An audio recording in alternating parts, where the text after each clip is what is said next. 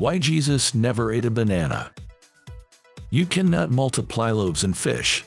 You cannot turn water into wine. But you can feast on a banana, tomato, or potato, something Jesus never tasted. These foods were unknown in the Middle East over 2,000 years ago.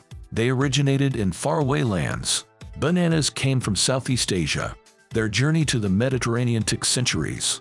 Tomatoes and potatoes are native to South America.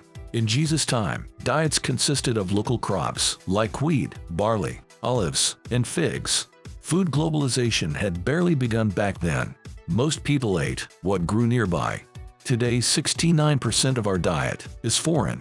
Foods travel far and wide before reaching our plates. Even everyday items like coffee, rice, and sugar were exotic luxuries in ancient times. When Jesus broke bread, it wasn't a baguette or a bagel.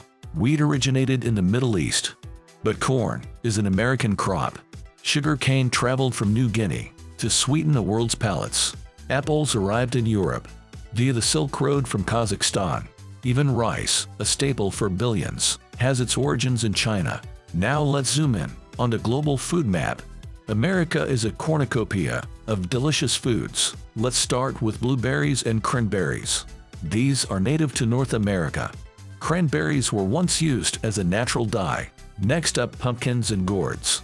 Pumpkin pie is a beloved Thanksgiving treat. But did you know, pumpkins are also used to make beer? Sunflowers are another American original. Sunflower seeds were a prized snack for Native Americans.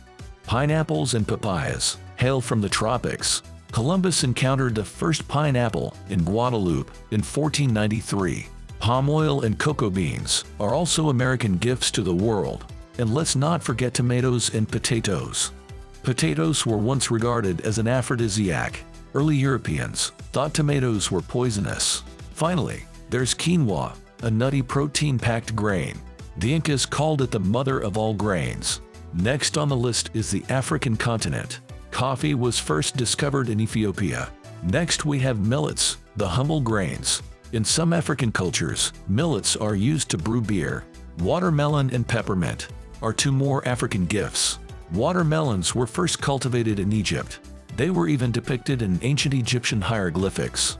Europe is also a smorgasbord of delicious foods. Apples originated in Southwest Asia, but Europeans have mastered growing this crisp treat.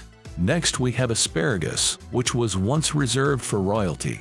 Hops are the secret ingredient in beer. In medieval times, hops were used as a sedative. Sugar beet is the sweetest vegetable around. It is the source of most of our sugar supply. Finally, there's Asia and the Pacific. Spinach was first cultivated in ancient Persia. Hemp was once used to make ropes and sails. Pistachios are a Central Asian delight.